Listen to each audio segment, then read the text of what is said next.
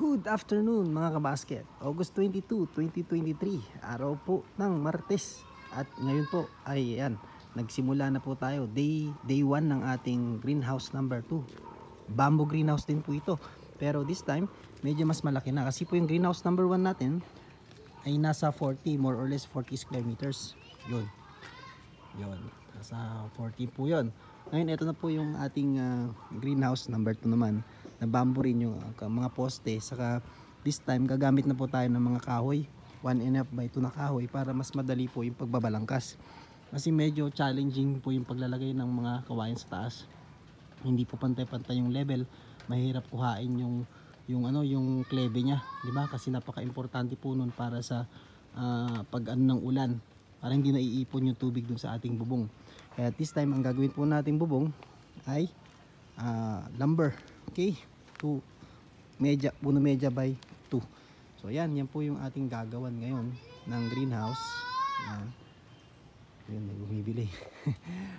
Okay, so inalis na natin yung mga saging. Iniwan lang natin yung may bunga. Andun may bunga yung saging. And then yung halaman natin dito inalis na, so i-clear na po ito. Pag ganyan, iniwan natin yung ating dwarf coconut doon. So yan po ang ating magiging next na project or extension po ng ating greenhouse. So puntahan natin. Mamaya ay update ko kayo dun sa i-update ko kayo dun sa ating bell pepper. So yan, ito na po yung ating kabuuan. So isinama na natin ito sa ating greenhouse number 2, bamboo greenhouse number 2. Kasama na po ito pag ganun. Okay. Parang pa-L siya. So ang area po nito ay nasa 180 square meters. Yan po yung total area na magagawa po natin, na matatamnan natin o mapapaloob sa ating greenhouse number 2 once na matapos po nila yan. So ang ginawa natin ngayon ay nagdagdag tayo ngayon ng isang pantao para 3 na silang gagawa. So malalaman natin kung hanggang anong araw nila matatapos ito. So basically po ang matrabaho dito yung paglalagay ng balangkas. Yan, yung patungan ng UV plastic. So babagsak po dun, and then meron po tayong pasingawan dito. Yan, sa gawi dyan. Parang paano po yan eh, pag ganun, saka pag ganun. Yan, so tingnan natin ang mga susunod na kabanata sa ating greenhouse, bamboo greenhouse. So simulan na po natin yan para sayang po kasi yung area, no? Tinadamo lang, halos 10 taon nang nakatiwangwang. So gawan na lang natin ang greenhouse para patamnan natin ng lettuce o kaya naman ng bell pepper. Okay, 180 square meters po yun. So abang-abang na lang po kayo sa update natin para sa ating greenhouse project number 2. Okay, so move on po tayo. Ano mga ganap dito at ano so far ang problema natin, no? Sasabihin ko sa inyo ang naging problema natin sa ganitong yari, ano. So yun, ito po yung ating extension, no? And ayan, may tukot-tukot na tayo, di ba? Yun yung sinasabi ko na nag-iiba-iba yung level ng bamboo kasi nga hindi naman pantay-pantay yung smooth, hindi naman smooth yung bamboo. So minsan may mataas, minsan may mababa. So doon po nagkakaproblema. Okay? So dito po sa yari na ganito. Yan po yung naging problema namin. So bukas gagawan niya uli ng ano dito, ng support para nakataas pa rin yan. Hindi maiipon yung tubig. Naipon po kasi kanina yung tubig yan nung lumakas ang ulan. Yan. Eh delikado po pag ano. Okay? So yan so far, so hindi pa po natin nalalagyan, hinihintay natin yung ating itatanim. So maggagawa pa po sila ng stand dito. Okay? So itutuloy na natin yung NFT, bago-bago po iisip po no? So tingnan na lang po natin ang mga pangyayari yan. Yung po ating ipinunlang Tiberius, no? Saka yung junction failure po ako.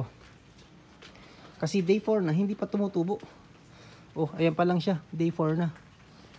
So failure, kaya magre-resolve po tayo ng seed. So hindi po ito kasalanan ng junction, no, sa Tiberius kasi ang pinunla ko ay yung old package.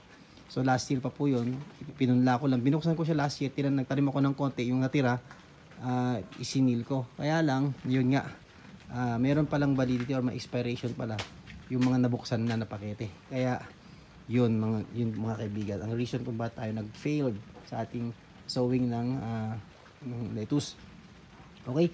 Ang gagawin po, ang ginawa ko, bumili uli ng bagong seeds. Okay? Baka ang dating yan bukas o sa isang araw, saka pala ako makapupunla.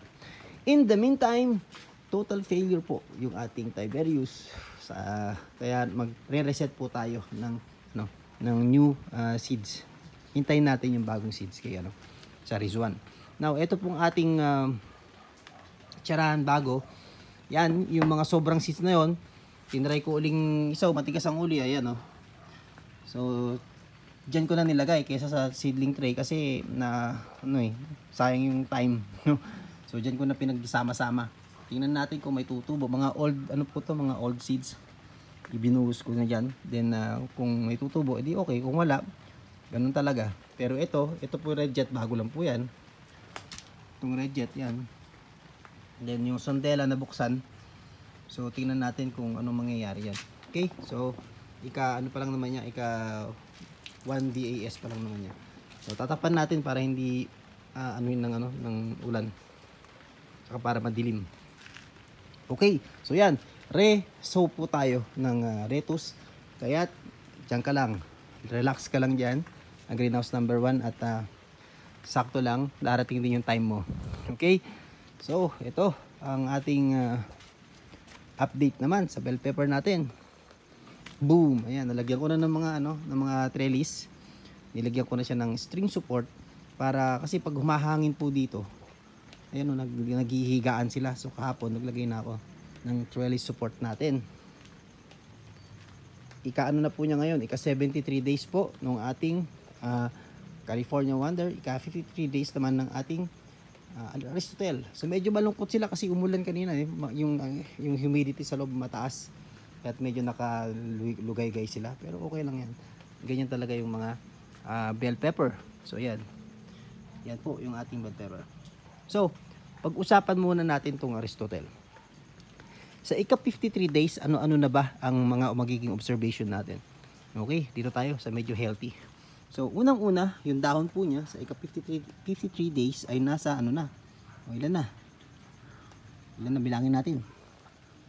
1, 2, 3, 4, 5, 6, 7, 8, 9, 10, 11, 12. O, nasa 12 true leaves na po siya.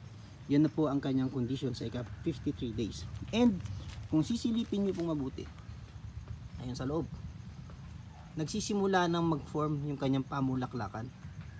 Okay? So, malapit na itong magbulaklak.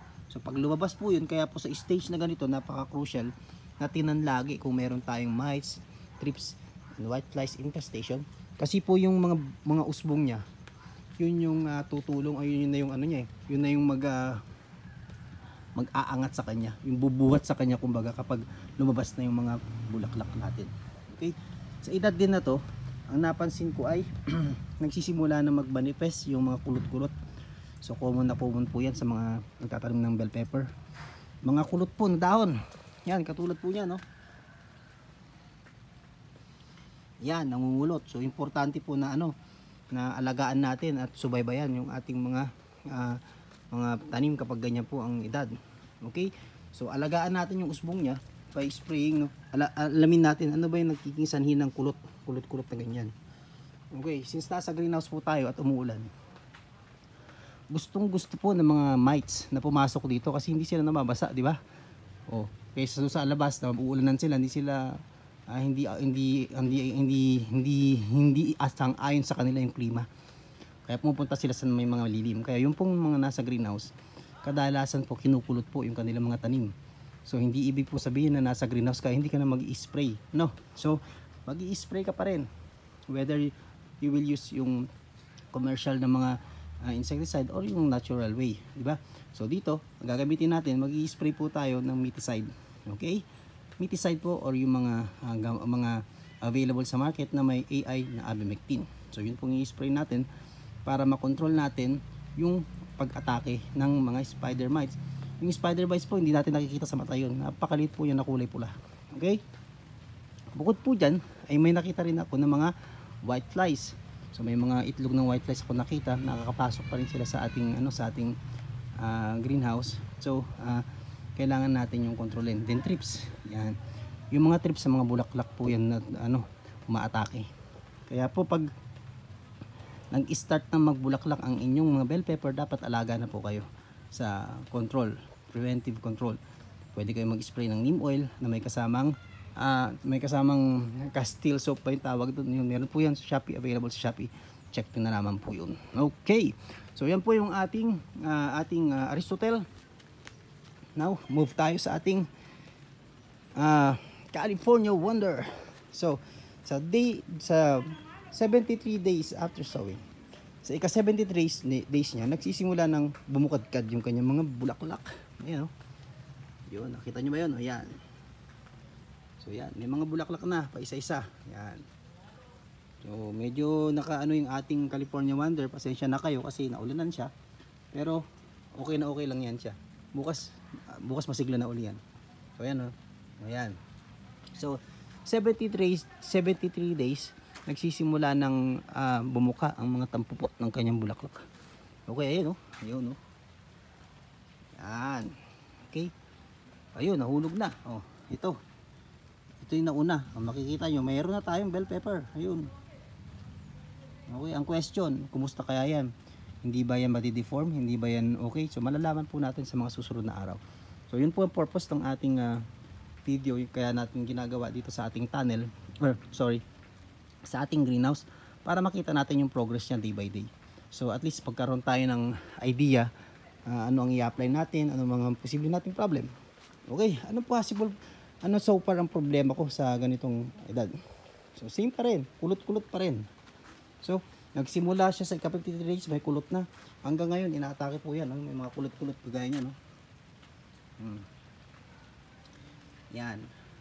Okay, so kailangan po talaga spray po tayo dyan. Wala po tayong magagawa. Okay, spray po kayo ng soap solution or neem oil. Yan. O kaya miticide. Okay, so yan so far. Meron na tayong string sumusupo. Hindi naman po tumataas ng hanggang dito yung California Wonder. Ganito lang yung design para matesting ko lang kung paano mag-string dito sa ating greenhouse. Excited lang. Anyway, subukan tayo. Yung muna mga bell pepper ang i-update natin. Yung kalahari natin, ayun. Yan siya. Kalahari East West. 814 po natin yung tin-transplant. Kasabay po ng ating Red Jet F1. So may uod na umatake. Okay na yan, wala na yan. Tiniris ko yan, nakita ko nung isang araw. Tiniris ko, ayan. Okay pa naman ang kanyang pagbukadkad. Okay pa rin yung kanyang dahon. So ito naman yung ating Red Jet. Yan. Excited ako guys sa Red Jet kasi ito yung nakikita ko na sa YouTube na tumataas, no? Meron siyang nagiging parang vine siya, indeterminate type. So kaya excited ako makita kung ano magiging performance ng Red Jet dito sa palayan. Okay. So sa ganitong panahon, tingnan natin yung ating kondisyon ng humidity. O nasa 50. Ano daw yan? Normal lang daw. And then yung ating temperature ay nasa 25. Medyo malamig mga kaibigan. So okay na okay yan. Gustong gusto ng mga bell pepper na malamig sa gabi. Oh, di ba? So kaya pag mga bare months, magaganda ang ating bell pepper. So yan. So far ay okay yung kanilang progress. So yung ating Aristotle, makikita nyo halos pantay-pantay. Okay. Saka doon, oh. Ayan. Medyo may problema doon sa seedling, no? So napaka-importante talaga na sa seedling pa lang nag-i-start ka ng na sinisimulan mo ng alagaan yung mga tanim mo sa seedling pa lang. So ito yung case ng ating California Wonder. Kaya makikita nyo po itong California Wonder natin, hindi siya pantay-pantay. Dahil kinuha ko po ito, talagang mamamatay na. So parang hindi na mabubuhay. So tingnan nyo po yung mga unang post natin nung sinimulan natin yung mini greenhouse natin. Makikita nyo yung condition ng ating mga seedling.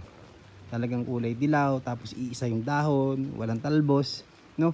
Pero so far naman sa pag-aalaga natin, lumago naman siya at umabot sa ganito. Okay, kaya ang gagawin po natin, yung susunod ko pong itatanim dito sa greenhouse number 2, ako na mag-prepare ng seedling. Okay? Meron akong biniling California Wonder doon ng Ramgo, saka ng Condor. Tanim natin 'yon. Saka yung Red Jet, meron akong bago doon nandun. Hintayin natin na lumaki. Okay? Matagal pong mag-sprout yung bell pepper. So, usually po nasa 7 to 10 days. Okay? Kaya doon muna siya ng 7 to 10 days. Okay. Proceed naman tayo sa ating mga kamatis. So siguro dito, no, isa sa nare-realize ko is Yung kamatis, napakadali pong alagaan mga kaibigan. Tingnan nyo ha, yung pepper natin, yung pepper natin, napakadami ng problema. Andyan may kulot, andyan yung nagkakaroon ng micronutrient deficiency. Pero itong kamatis, oh, chill lang. Tingnan nyo, oh. Walang problema. Hindi pa po siya hindi pa po siya naka-automatic drip irrigation. Dinidiligan ko lang po yan every day or every other day ng 150 na solution na galing din dun sa tinimpla natin. Oh, pero so far okay siya. Lahat ng variety, whether Basanta, Montenegro or yung Garnet. So tingnan natin, ayan.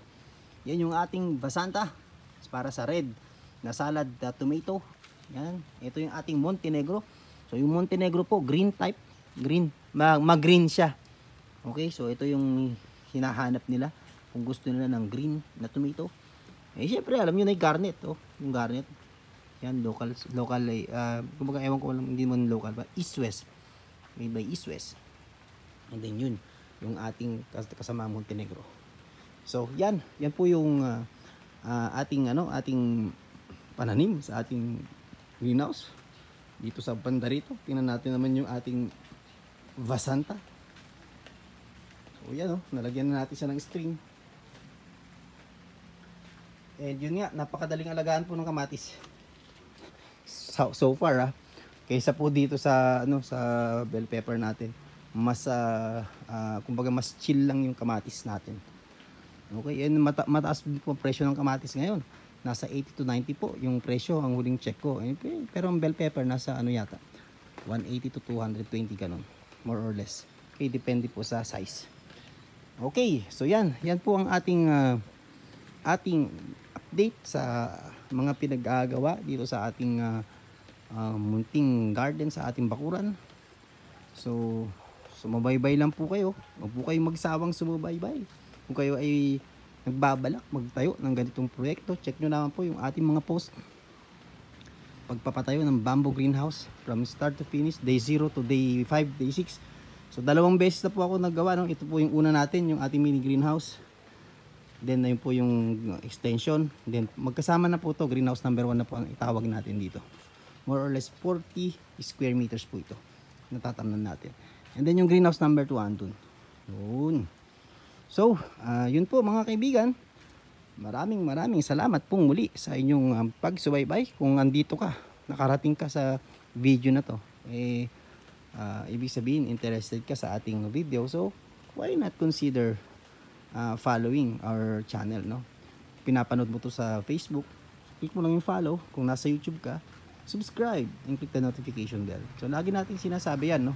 Kasi hindi natin mapapalago yung ating community kung hindi tayo mag-connect. So feel free to share, feel free to connect po sa Facebook natin, Facebook page. Andyan po, may link po tayo dyan sa taas at sa description. Kung meron po kayong katanungan, wag pong mahiyang magtanong. Kung meron po kayong suggestion at alam nyong mali po yung aking ginagawa, please don't hesitate to comment and correct me po, dahil makakatulong po yun para mas ma-improve po yung aking paghahalaman. Okay? So hindi naman po tayo specialist po dito, kaya nga po ako naggagawa ng post, naggagawa ng journal na to para kahit papaano, no, kung mali yung ginagawa ko, makorek ng ibang nanonood. At yung mga nanonood naman na walang idea, magka-idea sila kung paano sila mag-start. Okay? So that's all for now. Maraming salamat po sa inyong lahat. Magkita-kita po tayo muli sa next video natin. See you soon. Bye-bye. Take care.